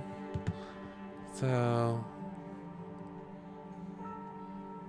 maybe name dropping might be good. Sure man, whatever you say, just tell me if you know a guy named Kaiser and I'll be on my way. Nah, don't know who that is. He's a terrible liar. Clearly full of... Tell him Sophie sent you. Intimidate into contacting Kaiser. Dominate. Make you give him the phone.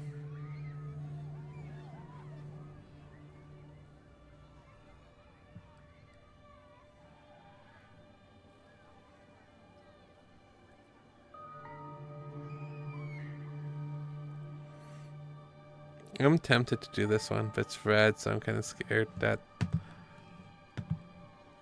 I might need lots of blood to recover.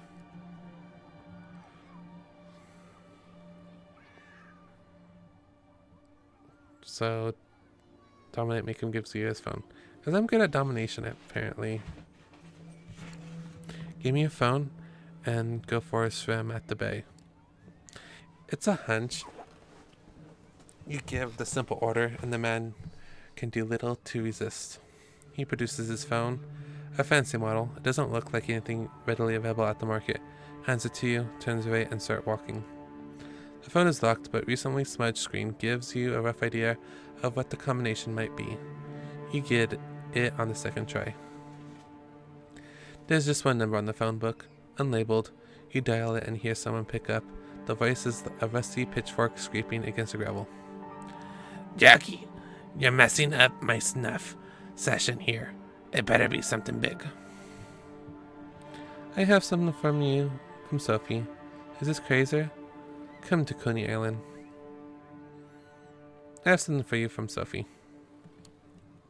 Hi, I have something from you from Sophie Langley. Care to come pick it up? Silence, not even a sound. The call ends. You try calling out again, but the number is blocked. Nothing to do but wait to see if he shows up. Not 15 minutes pass before the black limo stops. Near where you're waiting, the door opens, an invitation. The inside of the limo used to be a luxury lounge, the kind with a stripper pole and a bar full of alcohol, but currently has none of that. Instead, there are monitors and consoles. There are dozens of displays, each one showing something different.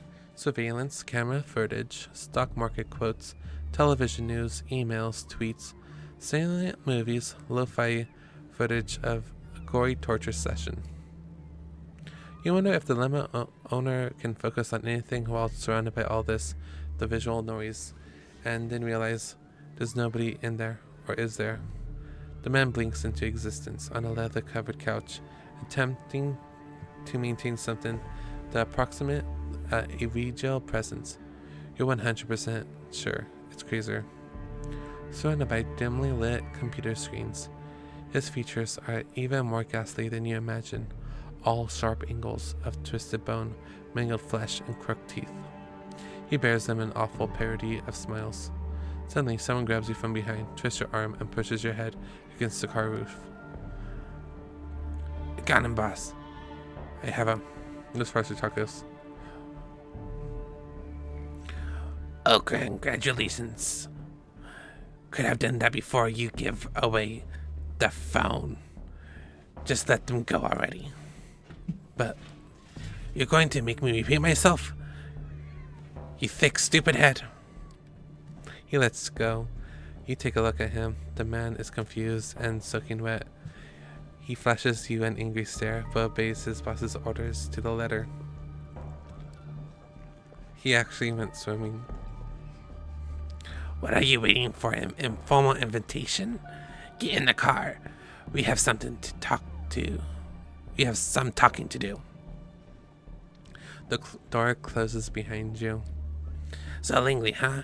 I'm guessing you got something for me then. You reluctantly pull the flash drive from your pocket and slowly pass it to Kaiser. He plugs it to the USB port on the arm of his chair and displays the data. On one of the screens that happen to be turned away from you, it takes him about a minute to access the data. Who do you people think I am? I saw this footage a week ago. He removes the flash drive and throws it back at you in disgust. Tell Sophie deals off. She wants her address. She can give me something else. Ask him to give you a break.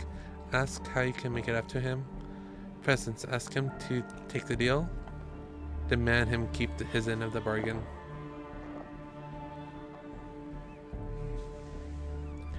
How can I make it up to you? Oh, I can't do that.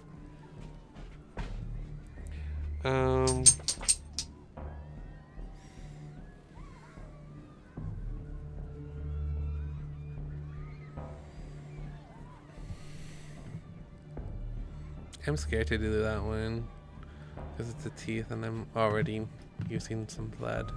I need to be careful because I don't really want. Presence, ask him to take the deal.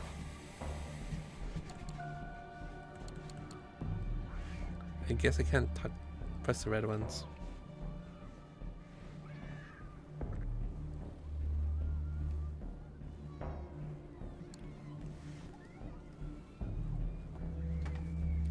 You take on the more persuasive voice. In your amicable stance, you can it with what basically constitute a layer of melodramatical monster. Come on, man, don't send me back empty-handed. Take the data and honor the deal. It would mean a lot to me. The sound of Nosferatu, it's supposed to be laughter, you think. You're pretty sure he'll fall over and die at any second, if that was anything other than that. Oh, look at me. I'm so pretty and well-spoken. I'm gonna feed you this BS, and you're gonna cram it in and ask for seconds. Who do you think you are? You know what I should do to you for trying to pull that trick on me. I should mutilate your face and rub sulfur into the wounds, rip your tongue out and use it to stuff turkey. Only see, I am in gracious mood tonight, plus I hate turkeys. They disgust me. So I'm gonna give you a chance to make this little transgression up to me. I'll contact you. Maybe even throw in that stupid address so Langley could... But right now, unless you want me to get really upset, show yourself out. You're pretty sure you're done here. You get out, close the door behind you, and the car immediately starts backing up. The opaque windows slide past you, and soon the limo is on its way. Kaiser likely is nowhere to be seen, so you make your way to your car and drive back, wondering what tomorrow brings. The hunger calls to you. The city scrapers, the seemingly never-ending sprawl of the Broads. It's all prison. But you need to get out. You need to take back control over your life this instant. The memory of your sire frostly blue eyes mocks you, tempts you to show your dominance, to prove that you have guts to take what you want. Feeding, that's just the thing. Coaxing, no, ordering a mortal to bend to your will, drinking deep from their life's blood. Face passed you by, while some look more ravished than others. Any would do right now.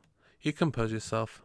Your rational mind, fearing the blatant breach of the masquerade, temporarily holds over the beast and its compulsions, calming yourself in a small victory in and of itself. This semblance of command will have to do for now, but won't last. You need to quench your hunger before it overtakes you and makes you lose control. So it's noon? Oh, midnight, I guess. And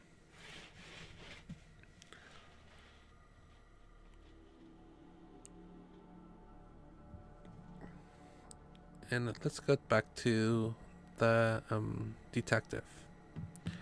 As you leave your haven, a homeless man bumps into you. You turn after him, but he blends into the crowd before you can even get a good look on his face. Instinctively, you check out your pockets. A note.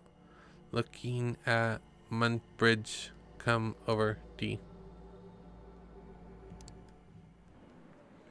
Knowing there's only so many places with good enough view of Manhattan Bridge, you decide to check the ones that aren't likely crowded at this time of night. It doesn't take long before you hit the jackpot. Jane's Carsel. Corral. As you're walking along the pier, you notice a lonely figure sitting on the bench, steel flask in hand, his leg up on the railing. Soon enough, you hear a familiar voice. Evening turned to night. As the final flicker rays of sunlight give away to the kind of nocturnal shadows, so did the last of the jabbering tourists give way to a blessed silence. And yet, I couldn't shake the feeling. Pausing mid-sentence, he leans back over the bench, back rests, and looks straight at you. Upside down, his face looks even creepier than usual.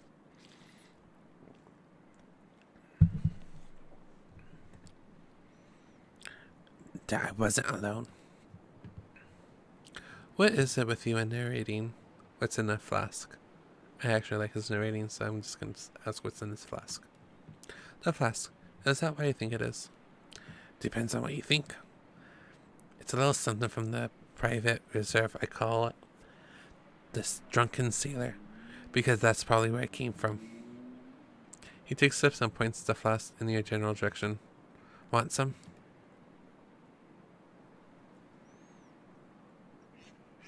I'm probably not gonna like it, but I'm gonna see how it goes, because sure, why not?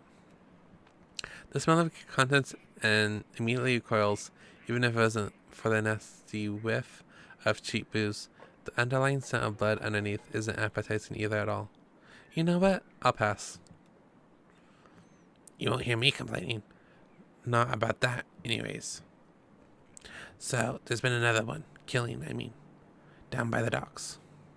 Same MO? You didn't think to bring me along? Ah, it's the same MO. Same MO? The blood? Graffiti? Yep. It's our gal. Alright. Victim sucked dry. Same as before. Another sign on the wall. Something about impending doom. And oh lord. He's coming. The particulars escaping me. You know, the night I saw her, she looked so frail, so innocent. Deep inside, I was hoping she would be spooked, get out of town. That maybe, just maybe, that would be the end of it. But that's me, you know, hopelessly optimistic. You know why she's doing it? So what's the plan? Any ideas where she is? Do you know why she's doing it? Any idea why she's doing it?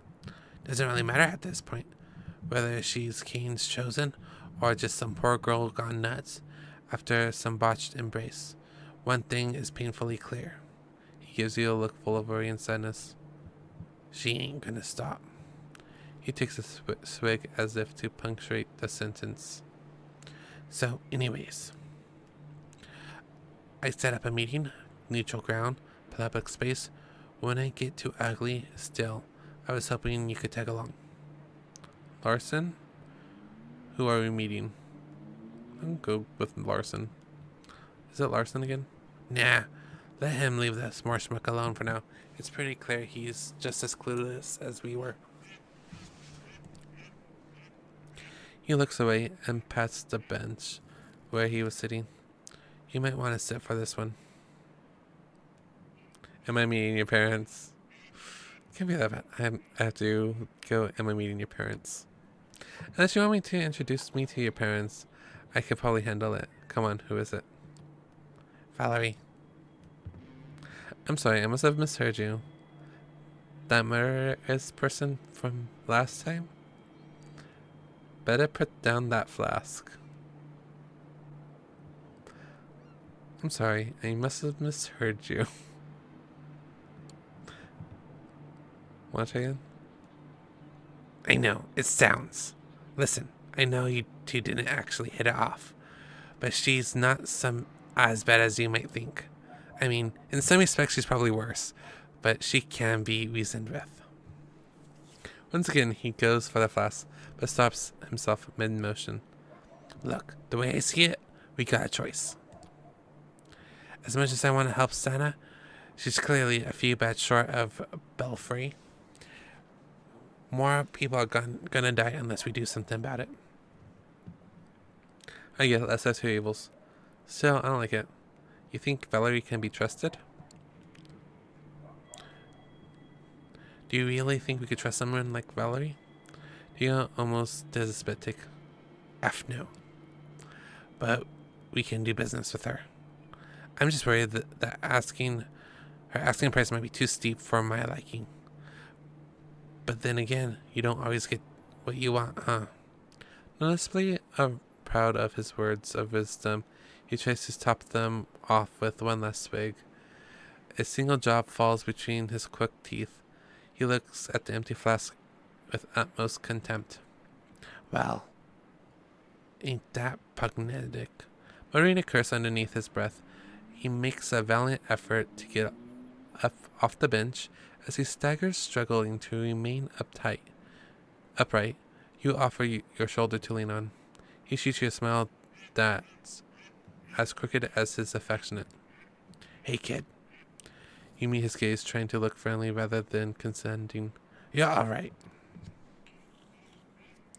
And with that heartfelt moment, you bid adieu to the sprawling visa and make your way towards the bridge. Next stop, Manhattan. Entering the park from Midtown Manhattan, you promptly take a spot by one of the alleys. Not very deep into the park. Minutes pass. 5, 10, 15. You start to wonder if she's even going to show up.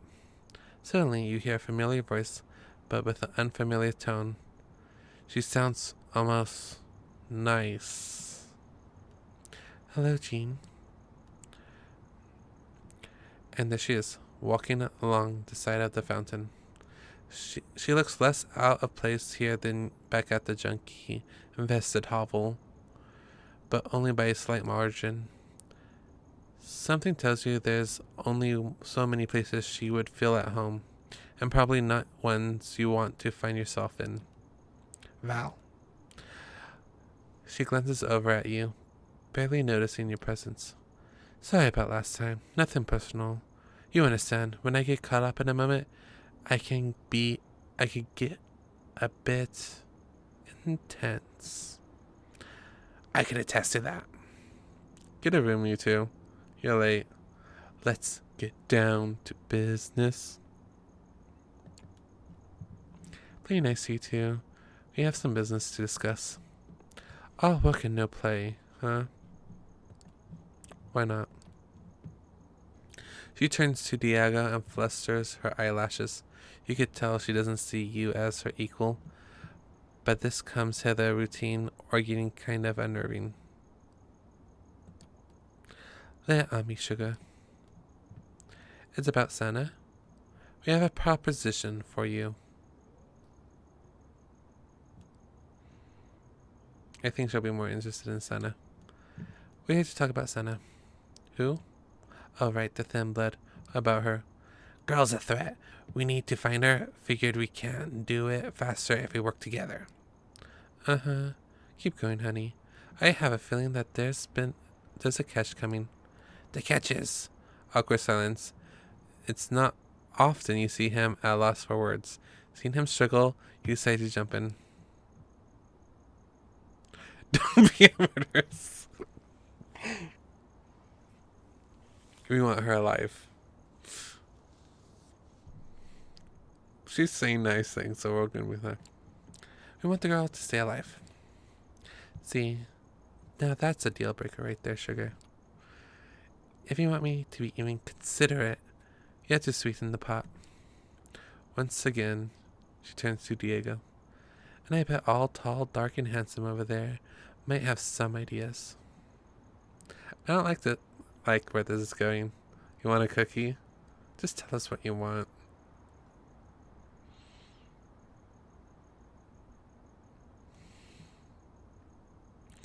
I feel like I don't like where this is going. This is a good one. Okay, no, I really don't like where this is going. Don't get too excited, kid. She wants a higher profile target to show off to the prince what good little Scrooge she is. That's all you care about nowadays, huh? Playing the game, climbing the ranks. The smile creeps onto her lips. You could tell it's forced. Diego definitely knows how to get under her skin.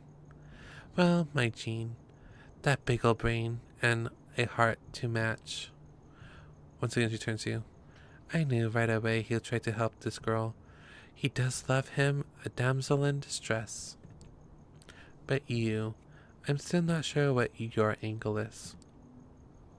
It's the right thing to do. Same as you. Advancement. What do you care? Same as you. Advancement. Killing human threatens the masquerade. Putting a stop to it is bound to turn a couple heads. So you're not as helpless romantic like some of us here. Good to know, in case you ever get in my way. So there, you know my terms. Contact me when you made up your mind. Don't take too long, though. I'm a lucky girl. I might find your little thin blood on my own. Still, I hope we can work together. We did make a good team back in the day, didn't we? Slowly, seductively, she puts her arms around his shoulder. She glances over to you, clearly enjoying how awkward it makes you feel. Okay, now this is just getting kayfy. You have a thing for Naruto? D, you got some explaining to do. That seems like a detective movie thing to say. D, once this meeting is over, you got some explaining to do. You hear that, Jeannie? You're in some hot water now. Anyway, withdrawing from the strange half-embrace, she flicks Diego's nose gently with her index finger. Almost instantaneously, she turns from flirtatious to dispassionate. However this plays out, I have a feeling we'll meet again, sooner or later. Until then, without sparing you another glance, she disappears down an unlit parked alley. Diego watches her go, the look on his face a mixture of longing and guilt, a borderline comical. Finally, he turns back towards you, as if breaking some spell he was under. Well, that could have gotten a lot worse. Were you guys a thing? A higher profile target? What just happened? Can you explain what just happened here? She wants me to give her Larson. What was she want with Larson? How is he involved?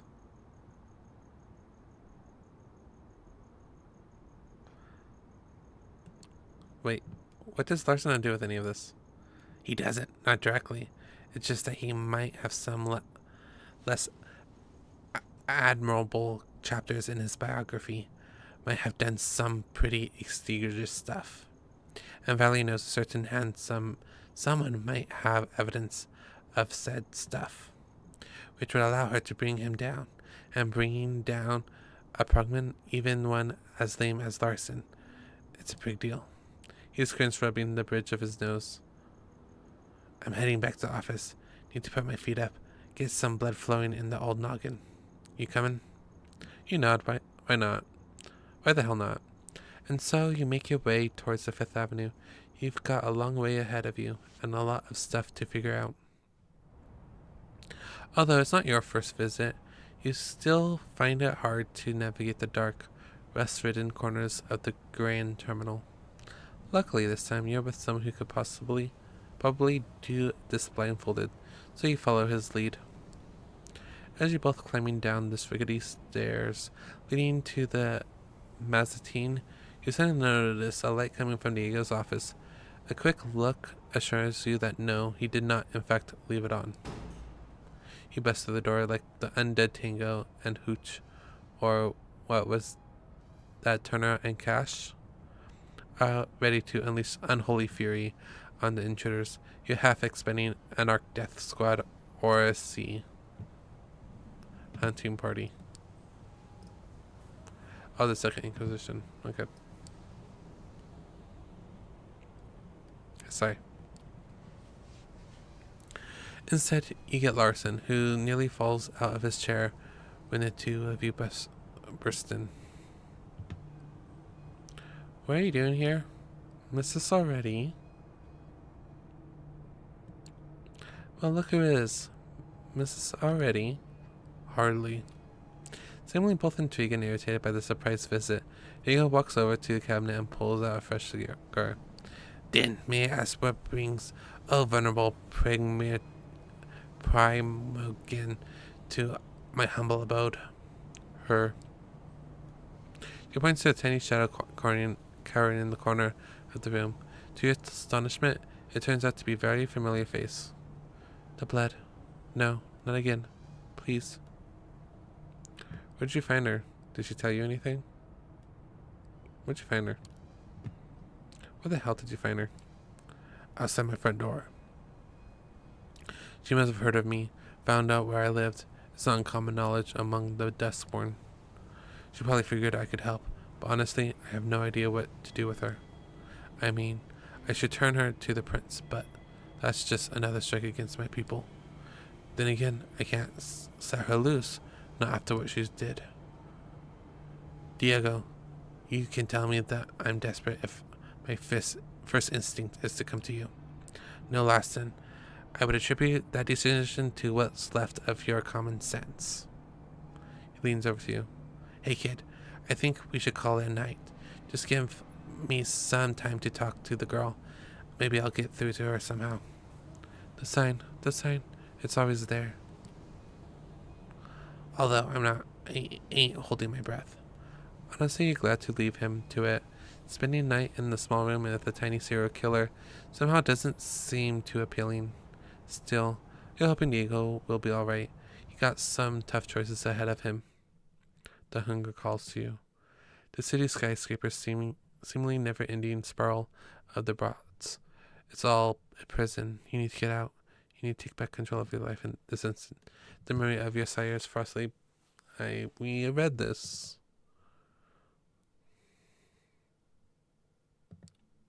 Faces pass while looking more ravished than others. Anyone do right now? You compose yourself. Your rational mind, fearing a blatant breach of masquerade, temporarily holds over the beast and its compulsion. Calming yourself is a small victory in of itself. This semblance of command you will have to do for now, but won't last. You need to quench this hunger before it takes over you and you lose control. And this is where we are gonna stop it here.